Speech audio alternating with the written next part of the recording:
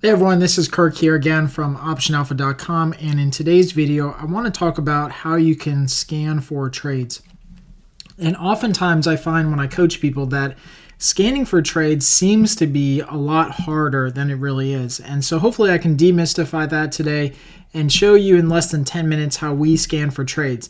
Now, what you're really looking for when scanning for trades is just unique opportunities and what I call the low-hanging fruit. And so what that means is we're looking for stocks that have either made a big jump in implied volatility or a big drop in implied volatility, so something that's out of the norm, or a big percentage move up or a big percentage move down on the day. Again, something that's out of the norm and kind of stands out as kind of low-hanging fruit that would glean some sort of insight into maybe taking a directional stance on that stock going forward. So one of the first things that I do, and you can see here on my charts, even though you can't see our watch list because we have it available inside the membership area to purchase, you can see over here that I have ranked all of the stocks in my watch list right now that are moving based on the highest percentage move to the lowest percentage move. So you can see everything that's kind of moving. The biggest percentage mover today is right here, and then the lowest percentage movers today, or the biggest downward movers, are down at the bottom. And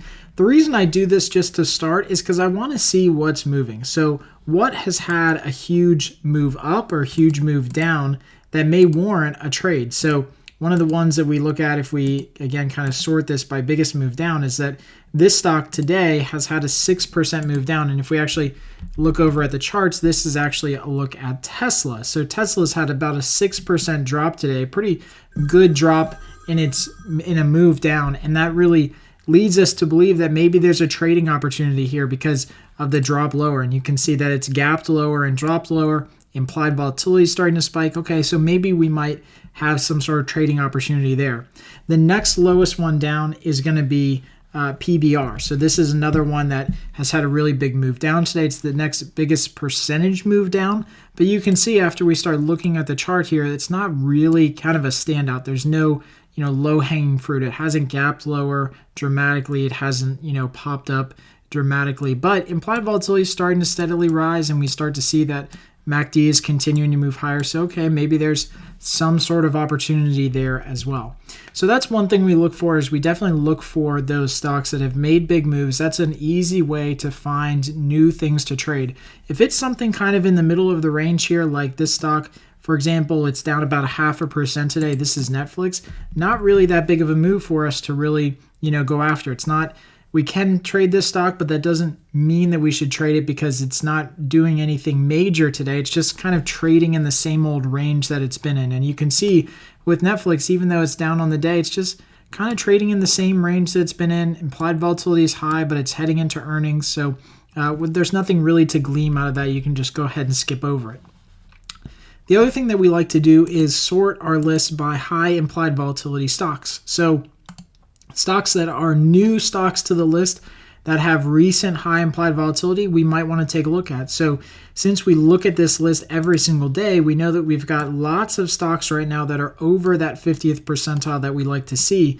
But if there's, for example, some stocks that just made it onto the list today or the other day and have moved from, say, the low 40s up into the low 50s in implied volatility rank, that might give us, again, another indication of something that is now tradable that wasn't tradable before.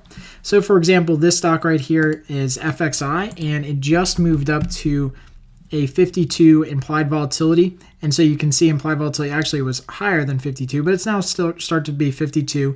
And so we can look at this chart and say, you know what, maybe FXI is another trading opportunity before it dips under 50, right? So if it was higher before and now it's starting to come back down lower, maybe this is an opportunity where we can trade implied volatility before it really makes a big dip down below the 50th percentile. So, that's the kind of stuff that we're looking for. We're looking for the low-hanging fruit, things that are moving up. I know that today SPY was another trade, and you can see SPY is right here on our watch list to the left.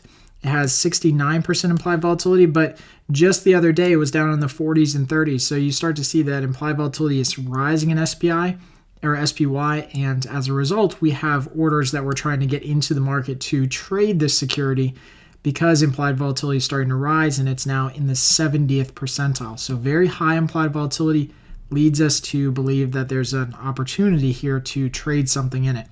So that's really how we start to look for and scan for trades. There's other ways that you can scan for trades with technical analysis by going through and using the scan tab inside thinkorswim. There's a really cool way that you can study, filter things by different indicators. So for example, if you wanted to look up and pull up all stocks that had, and if I just add that study indicator, had a MACD crossover that was from negative to positive, then you could do that on this inside thinkorswim. So it's a really cool tool to use because you can study filter all of these stocks and look specifically for stocks that have a MACD histogram crossover that went from negative to positive based on some set of inputs. So if we just, again, use this one here, we can go ahead and click scan.